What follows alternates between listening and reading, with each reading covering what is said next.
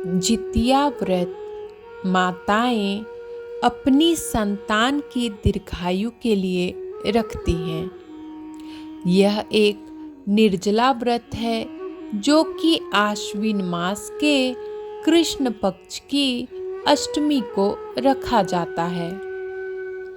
मान्यता है कि इस व्रत को पूरी श्रद्धा से करने और जितिया व्रत की कथा को पढ़ने और सुनने वाली महिलाओं के बच्चे खुशहाल होते हैं और उनकी आयु लंबी होती है।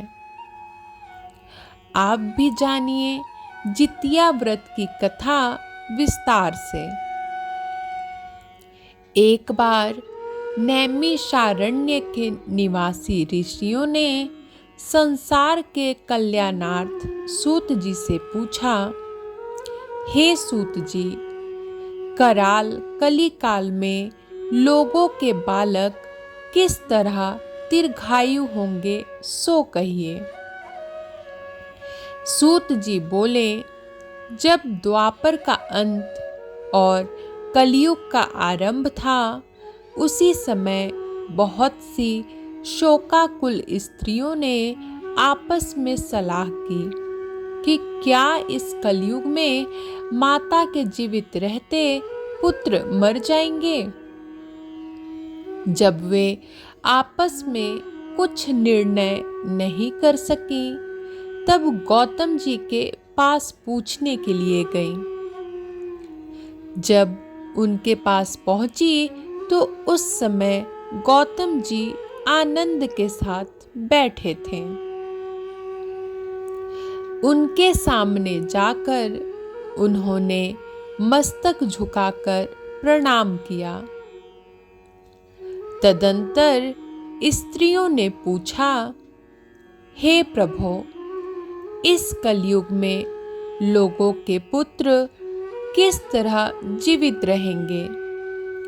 इसके लिए कोई व्रत या तप हो तो कृपा करके बताइए।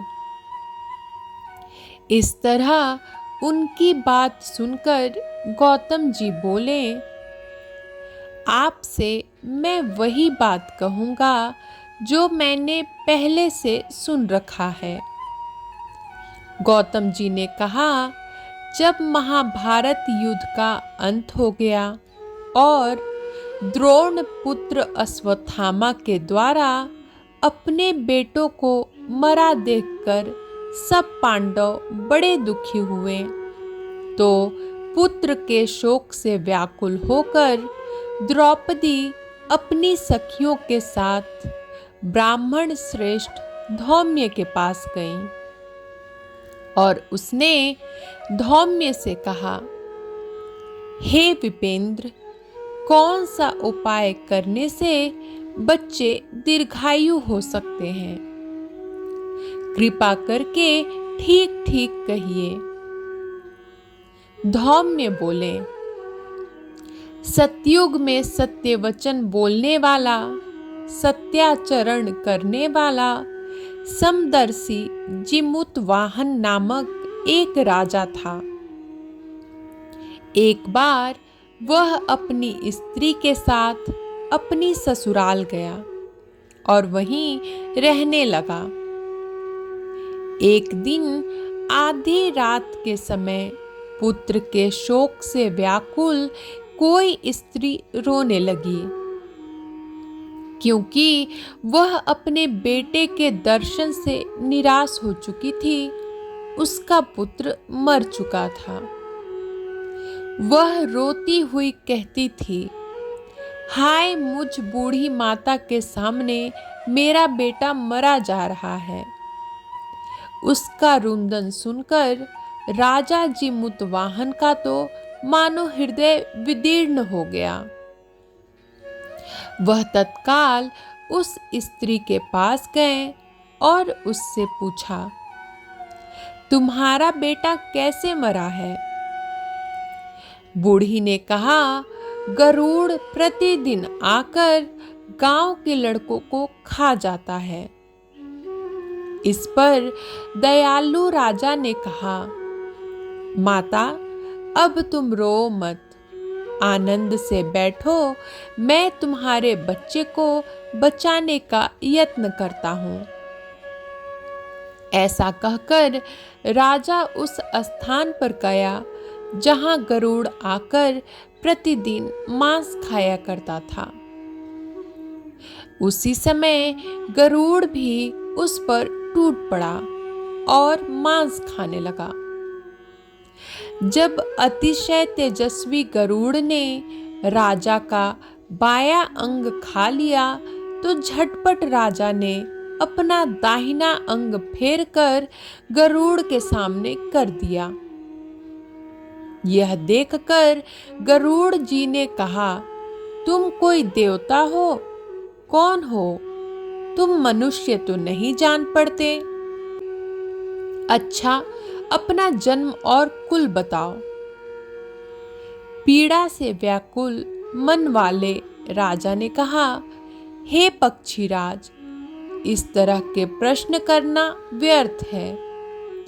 तुम अपनी इच्छा भर के मेरा मांस खाओ। यह सुनकर गरुड़ रुक गए और बड़े आदर से राजा के जन्म और कुल की बात पूछने लगे। राजा ने कहा, मेरी माता का नाम है शैव्या और मेरे पिता का नाम शालिवाहन है। सूर्य वंश में मेरा जन्म हुआ है और जिमुतवाहन मेरा नाम है। राजा की दयालुता देखकर गरुड़ ने कहा, हे महाभाग, तुम्हारे मन में जो अभिलाषा हो वह वर मांगो। राजा ने कहा, हे पक्षीराज, यदि आप मुझे वर दे रहे हैं तो वर दीजिए कि आपने अब तक जिन प्राणियों को खाया है वे सब जीवित हो जाएं। हे स्वामीन, अब से आप यहाँ बालकों को न खाएं और कोई ऐसा उपाय करें कि जहाँ जो उत्पन्न हो वे लोग बहुत दिनों तक जीवित रहें। धौम्य ने कहा कि पक्षीराज गरुड़ राजा को वरदान देकर स्वयं अमृत लाने के लिए नागलोक चले गए। वहां से अमृत लाकर उन्होंने उन मरे मनुष्यों की हड्डियों पर बरसाया। ऐसा करने से सब लोग जीवित हो गए जिनको कि पहले गरुड़ ने खाया था। राजा के त्याग और गरुड़ की कृपा से वहां रहने वालों का बहुत कष्ट दूर हो गया। उस समय राजा के शरीर की शोभा दूनी हो गई थी। राजा की दयालुता देखकर गरुड़ ने फिर कहा, मैं संसार के कल्याणार्थ एक और वरदान दूंगा। आज आश्विन कृष्ण सप्तमी से रहित शुभ अष्टमी तिथि है। आज ही तुमने यहाँ की प्रजा को जीवन दान दिया है। हे वत्स, अब से यह दिन ब्रह्म भाव हो गया है, जो मूर्ति भेद से विविध नामों से विख्यात है। वही त्रैलोक्य से पूजित दुर्गा अमृत प्राप्त करने के अर्थ में जीवित पुत्रिका कहलाई है।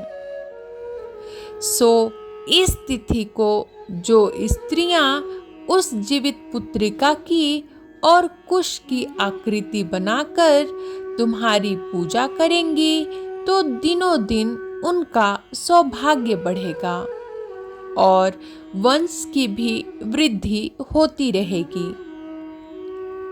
हे महाभाग, इस विषय में विचार करने की भी आवश्यकता नहीं है। हे राजन, सप्तमी से रहित और उदया तिथि की अष्टमी को व्रत करें, यानी सप्तमी विद अष्टमी जिस दिन हो उस दिन व्रत ना कर शुद्ध अष्टमी को व्रत करें और नवमी में पारण करें। यदि इस पर ध्यान न दिया गया तो फल नष्ट हो ही जाएगा और सौभाग्य तो अवश्य नष्ट हो जाएगा।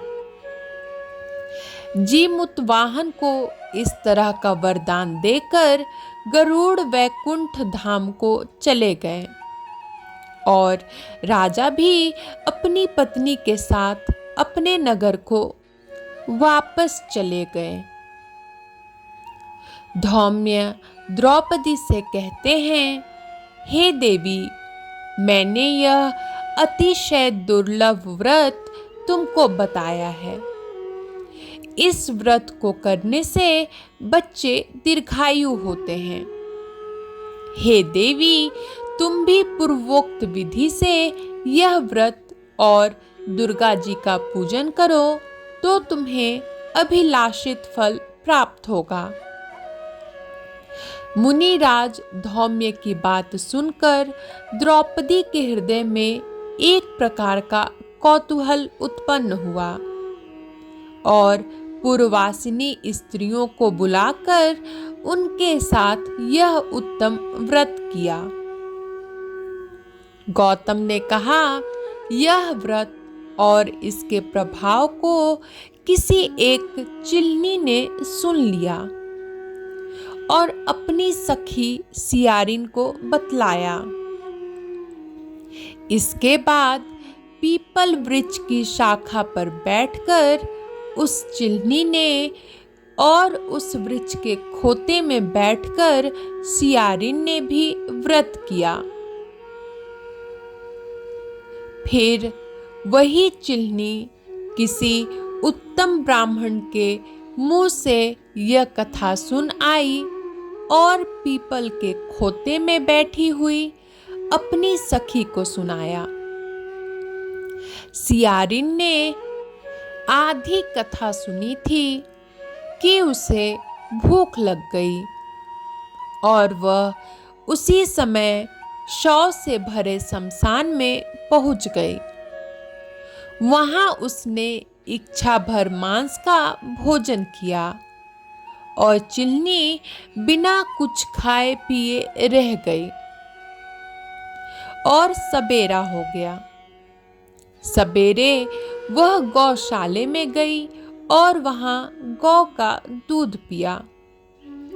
इस तरह नवमी को उसने पारण किया। कुछ दिनों बाद वे दोनों मर गईं और अयोध्या में किसी धनी व्यापारी के घर में जन्मी।